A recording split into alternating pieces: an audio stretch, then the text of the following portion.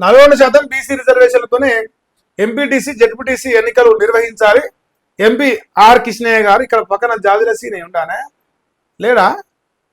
ఏమో మీరు పెద్ద బీసీలు కాదనే. ఐకమత్యము మీరు పోరాటము మీ ఆరాటము ఏదా? మరి మీ రిజర్వేషన్ తెచ్చిర్రా బీసీలకు? తెచ్చిన ఆర్ఐలు రిజర్వేషన్ చెప్పురు మీరు ఏమన్నా ఉంటే.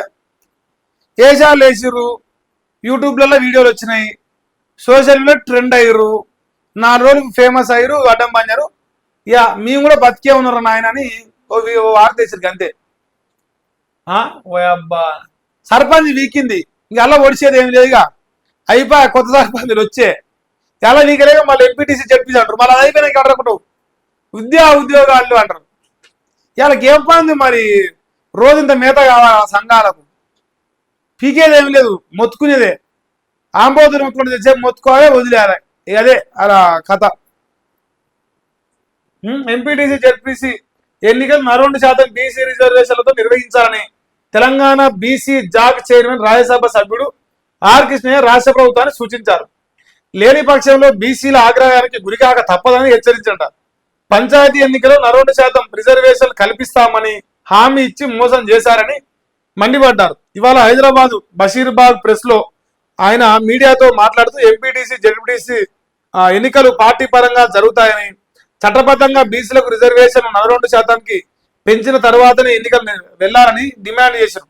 రాష్ట్ర ప్రభుత్వం విడుదల చేసిన జీవో 9 కేసు హైకోర్టులో విచారణకు బెంచ్ పైకి రాకపోవడం అనుమానాలకు తావిస్తుందని అన్నారు. ప్రభుత్వానికి బీసీల పట్ల చిత్తశుద్ధి ఉంటే సమర్థవంతమైన న్యాయవాదులతో బలమైన వాదన వినిపించాలని కోరారు. అడ్వకేట్ జనరల్ బీసీ ఓసీ కావడం వల్లే ఆలస్యం అవుతుందని, కాబట్టి బీసీ న్యాయవాదులతో వాదించాలని డిమాండ్ చేశారు. కార్యక్రమంలో బీసీ నేతలు ఇక అంతా ఓ లిస్ట్ ఉంది కానీ ఆ లిస్ట్ నేను చెప్పను. సో వీళ్ళంతా కలిసి పాల్గొని పాల్గొన్న పెద్ద మనుషులు అందరూ కలిసి బీసీలకు 42% రిజర్వేషన్ రావాలి, ఆ రిజర్వేషన్ వచ్చినాకనే స్థానిక ఎన్నికలు పోవాలి, అట్లా పోతేనే మేము ఊరుకుంటాం, లేకపోతే ఉరుకులాడతాం అని చెప్పిరట. మీరు ఉరికినా మీరు ఉరుకులాడకపోయినా మీరు ఒడిచింది ఏం లేదు, పొడవగలిగే కూడా ఏం లేదు. ఎందుకంటే మేము చూస్తున్నాం కదా, పేపర్లో వార్తలు రావడానికి మీరు హైలైట్ కావడానికి ఒక ప్రయత్నం తప్ప పెద్దగా మీతో ఈ సమాజంలో బీసీలకు ఫాయిదా లేదు. కనిపిస్తుంది కదా, ఇక దాచిపెట్టేది ఉంది, దాపరికమే ఉంది. ఈయన ఆయన 2 రోజులు అల్లుకుర్రు, మన ఇద్దరం ఒకటే అన్నారు, మళ్ళా వీకింది. ఈరోజు సోపతి కానీ ఈరోజు బీసీ జేఏసీ ఈరోజు అంతా నడిపిస్తారు. పండుగ ముందర వచ్చిన వాళ్ళ లెక్క అంత మించి ఏం లేదా.